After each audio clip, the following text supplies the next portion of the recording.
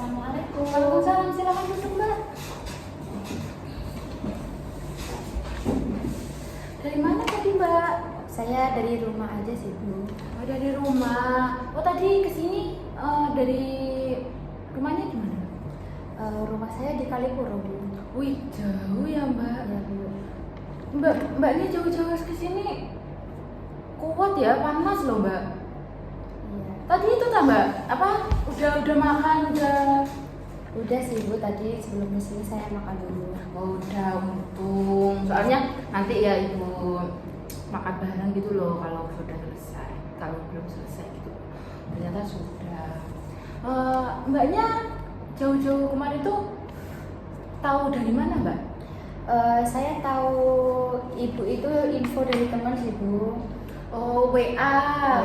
Oh disebarin kayak gitu. Anu sih saya bilang ke temanku kayak pengen bercerita, siapa yang bisa dengerin ceritaku seperti itu sih Bu. Terus sama temanku dikasih kontaknya ibu. Oh kenapa? Biasanya ya Mbak, kalau ke teman-teman itu kan mau gitu. Kok mbaknya itu kayak bersedia diri ke konselor tuh gimana Mbak? Ya karena saya ingin cerita lebih inti aja gitu sih. Oh gitu, berarti mbaknya percaya kepada ibu ya? Oh ya. Mbaknya pernah konseling berapa kali? Belum pernah Bu. Oh belum pernah. Tapi sebelumnya saya udah mengerti sih apa itu konseling, cuman belum nemu waktu yang tepat aja buat ke sini. Oh, untung berarti tahu. Oh ya.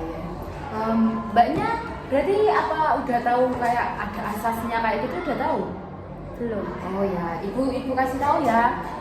Di sini tuh banyak asasnya Mbak. Di sini tuh kalau konseling itu banyak asas. Terus yang ibu kasih ke mbaknya itu ada asas 3, asas kesukarelaan. Mbaknya kesini kan atas sukarelanya mbaknya sendiri kan tadi. Oh ya, itu udah masuk asasnya ibu. Terus asas kerahasiaan. Kayak ceritanya Mbak Rafida itu nggak bisa disebarluaskan pada ibu, itu nggak ibu sebarluaskan, kayak ibu keep sendiri kayak gitu buat rahasianya Mbak Rafida ke ibu. Berarti sudah pasti terjaga ya Bu cerita? Pasti Mbak, itu pasti terjaga ceritanya Mbak Rafida ini. Terus ada asas keterbukaan. Nanti Mbak Rafida itu terbuka kepada ibu, terbuka dengan masalah apapun itu. Kayak Bu ini masalah ini ya Bu, kayak gitu aja, terbuka secara plong. Mbak Rafida mau ceritakan kayak gitu. Terus dalam sesi konseling ini ibu kasih waktu 25 menitan ya Mbak. Nanti kalau dalam proses konseling ini 20 menitan itu masih kurang, Mbak Rafida masih kayak belum selesai ceritanya Mbak Rafida, itu bisa di konseling lagi di sesi kedua ya Mbak. Kalau udah kayak Bu, itu kita akhiri kayak itu ya Mbak. Ya pertama-tama bisa Mbak Rafida ceritakan dulu apa keluh kesahnya Mbak Rafida tadi? Saya mulai cerita ya Bu. Iya. Jadi seperti ini Bu, saya itu akhir-akhir ini, nggak akhir-akhir ini sih, emang dari pas itu saya itu sering berselisih pendapat dengan orang tua saya. Ayah saya itu lebih nggak percaya gitu loh Bu sama saya Bu. Oh iya. Itu Bu, jadi kan saya rasa kurang nyaman ya Bu kalau seperti itu terus.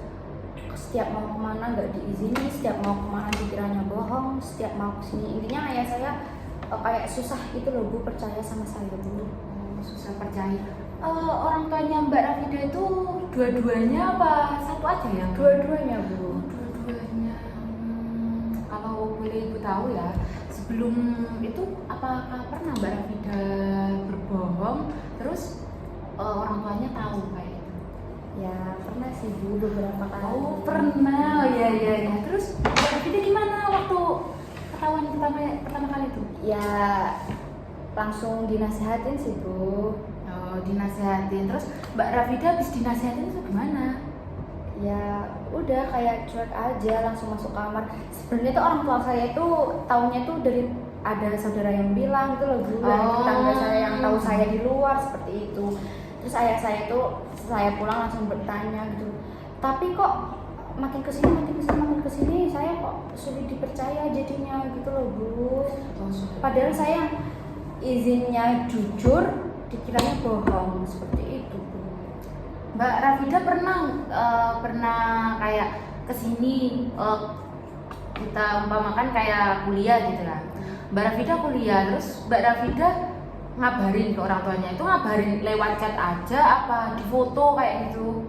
Enggak, cuma chat aja, enggak aku foto. Kalau ibu saranin sih kayak di foto kayak gitu biar percaya gitu. Apakah pernah? Enggak. Belum Bu, belum mencoba. Cuman video call, ayah saya video call, cuma sama saya nggak saya angkat ya karena entah saya matkul, entah saya lagi di jalan. Tapi itu kan kalau matkul kalau di jalan kan nggak bisa angkat telepon ya Bu. Iya. Dari hal situ yang bisa jadi problem gitu Bu ayah saya. Terus caranya Mbak Rafida ngeyakinin ayahnya Mbak Rafida itu awal-awal itu gimana? Ya saya bilang aku lo jujur ya, aku kesini beneran kesini seperti itu Bu. Tapi mencoba cara yang lain belum sih Bu. Makanya itu saya ingin tahu gimana ya solusinya nanti untuk masalah ini supaya kalau saya mau kemana-mana ayah saya tenang ngizinin saya juga nggak merasa terbebani. Nanti pulang ayah saya marah, izin berat. Nanti kan kalau misalnya izin terus-terusan nggak diizinin kan nantinya akhirnya saya berbohong terus Bu. Makanya saya ingin tahu kira-kira apa ya solusinya biar masalah ini selesai gitu loh Bu. Nggak penuh dengan ketidaknyamanan gitu loh Bu, antara ayah saya dan saya seperti itu Bu. Kalau ibu boleh tahu awal waktu kan tadi waktu nggak dipercaya itu Mbak Rafida pakai cara yang apa? Yang gimana Bu? Waktu Mbak Rafida nggak dipercaya sama orang tuanya kan tadi, terus Mbak Rafida ngeyakinin orang tuanya kan katanya Mbak Rafida dengan omongan saja nggak bisa tadi. Ya. Terus Mbak Rafida ngeyakinin Telepon sih Bu, saya telepon. Kebetulan di samping saya ada teman saya. Teman saya akhirnya ikut bicara gitu loh Bu sama ayah saya. Cuma itu sih. Cuman ya kan orang tua saya mungkin masih nggak percaya, mungkin ngiranya temennya bisa diajak kompromi seperti itu Bu. Terus saya tuh bingung kira-kira kayak cara apa ya? Oh iya. Seperti itu sih Bu. Mbak Rafida tahu nggak ayahnya Mbak Rafida sangat protektif seperti itu? Mbak Rafida tahu nggak kenapa? Enggak Bu, saya ya ngiranya ya ayah saya ya mungkin saking takutnya saya bohongin terus karena kesalahan-kesalahan saya sebelumnya mungkin seperti itu Bu. Kalau ibu boleh tahu Mbak Rafida berapa saudara? Saya 3 bersaudara. Saya anak perempuan sendiri Bu, kebetulan bungsu juga. Mas saya dua-duanya cowok. Oh iya. Berarti ibu boleh jelaskan berarti Mbak Rafida itu disayang sama orang tuanya. Bisa dibilang gitu. Ya, berarti yaitu kenapa orang tuanya Mbak Rafida itu sangat protektif seperti itu berarti kayak sayang kepada Mbak Rafida, takut Mbak Rafida itu hilang, Mbak Rafida takut kenapa-napa kayak gitu tuh. Itu orang tua tuh kayak gitu kan Mbak Rafida tahu juga kan orang tuanya kayak gitu. Sedangkan Mbak Rafida waktu ditelepon itu nggak jawab, katanya tadi di jalan kan, ya nanti kalau dijawab nanti kenapa-napa kayak gitu kan Mbak Rafida berpikiran seperti itu kan. Iya. Tapi ibu kasih solusi sih kayak foto itu tadi bisa Mbak Rafida ngefoto tempatnya. Kalau orang tuanya tetap nggak percaya di video Mbak, solusinya itu tapi nanti negatifnya positif negatifnya tuh ada Mbak. Di foto di video itu ada kayak Mbak Rafida bisa tetap berbohong kayak gitu. Orang tua bisa kayak gimana? Tadi ini foto lama kayak gitu. Bisa saja nanti video call. Mau udah datang di situ video call. Kayak dikasih tahu suasananya kayak gitu. Kalau yang di foto tadi negatifnya pasti orang tuanya tetap kayak mikir paling foto yang lama. Kalau positifnya kayak ya udah dikasih tahu kan kayak di sini tempatnya kayak gitu, dan ibunya Mbak Rafida sama orang tuanya ayahnya Mbak Rafida itu pasti tahu kayak ya ini. Kalau video call itu juga kadang wifi paketan, berarti Mbak Rafida harus punya paketan terus, kalau enggak pakai wifi kampus kayak gitu. Kalau kemana-mana ya wajibnya harus. Tapi saya makin kesini udah berusaha buat jujur semuanya sih Bu, maksudnya nggak bandel kayak dulu lagi gitu loh, nggak bohong-bohong lagi. Cuman saya masih, ya itu tadi, saya kesini tuh pengen tahu kira-kira solusi yang tepat apa ya. Yang mungkin saya sudah mengerti jawaban dari ibu tadi, solusi dari ibu tadi dengan cara video call itu tadi ya Bu. Iya, kalau nggak video call ya foto. Di video aja nggak apa-apa. Tapi lebih enak video call. Iya. Biasanya orang tua itu langsung percaya, oh iya udah. Tapi dan juga kalau ditelepon sama ibunya itu langsung angkat aja. Kadang kalau enggak di chat, Bu ini terus foto kayak gitu, biar lega gitu. Biasanya kan orang tua kalau anaknya nggak pulang, anaknya nggak ada kabar tuh takut. Padahal saya juga sudah mengurangi yang jelek-jelek gitu loh Bu. Intinya saya ingin jujur terus, pengen izin apa adanya gitu loh Bu, kesini ya izinnya kesini, mau nggak nyelewang seperti dulu lagi gitu loh Bu. Ya untung Mbak Rafida sudah berpikiran seperti itu. Kadang kan orang nggak berpikir duh benois orang tua loh kayak gitu, kayak itu tambah benci. Untung Mbak Rafida enggak.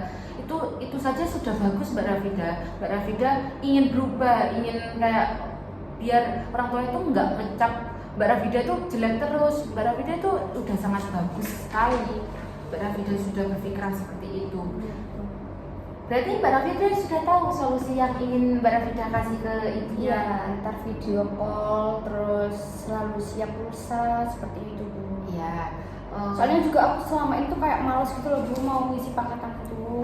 Karena ya itu tadi orang tuanya meskipun di izin pun orang tua aku nggak percaya gitu Bu. Ya yakinkan kayak gini, Bu, ayah manggilnya siapa? Ayah. Oh, ayah, Rafida mau kesini. Nanti kalau Rafida sudah sampai kampus, Rafida video, foto kayak kalau ayah masih nggak percaya bisa video call. Rafida punya paketan kayak itu, dipengertiin aja. Biasanya orang tua kalau kita nadanya kita kayak lembut, kayak sopan santun itu pasti ayahnya kita itu kayak orang tuanya kita tuh akan tersentuh kayak gitu dengan omongan kita. Soalnya selama ini kalau misalnya ayah saya kayak nggak percaya kemarin tuh, aku tuh kayak tambah bentak gitu loh. Apa sih aku udah jujurin gitu loh Bu. Oh iya. Jadi mungkin di situ sih orang ayah kayak makin marah dan nggak percaya gitu. Iya, kadang kalau bentak kayak gitu berarti ada yang dibohongin, ada kayak apa sih kayak gitu. Iya, ayah saya mungkin mikirnya seperti itu. Iya, soalnya kenapa sih kok saya nanyanya cuma biasa aja kok bentak kayak itu, berarti ada yang iya. Berarti Mbak Rafida sudah tahu kan ini tadi. Iya Bu. Apa ada yang mau ngobrolin lagi? Enggak sih Bu, cuman nantinya kalau cara solusi yang ini tadi saya coba dulu ya Bu. Iya. Tetapi kalau misal pakai solusi ini ayah saya masih kayak nggak percaya, masih banyak bimbangnya sama saya, nanti saya kesini lagi ya Bu. Iya nggak apa-apa, kesini lagi nanti kita gali lagi solusi apa yang bisa dikasihkan. Kalau solusi video call sama foto masih belum bisa, itu kita obrolkan lagi Mbak Rafida. Berarti kan masalahnya Mbak Rafida tadi nggak dipercaya sama orang tua tadi kan? Ya, berarti Mbak Rafida sudah paham kan apa yang mau dilaksanakan nanti. Bisa Ibu akhiri sesi konseling ini? Bisa Bu. Oh ya, makasih ya Mbak Rafida. Ya Bu, saya juga terima kasih ya Bu. Ibu sudah mau mendengarkan cerita saya, sudah membantu saya untuk menemukan solusi dari permasalahan yang saya alami bersama ayah saya. Saya sangat senang dan sedikit lega gitu loh Bu, plong. Akhirnya aku menemukan cara supaya besok bisa dicoba nih cara ini seperti itu. Ya, semoga caranya yang Ibu kasih tadi berhasil, walaupun nggak berhasil bisa kesini lagi, nanti kita obrolin lagi dengan cara santai-santai kayak gitu Mbak Rafida. Oh ya, makasih Mbak Rafida.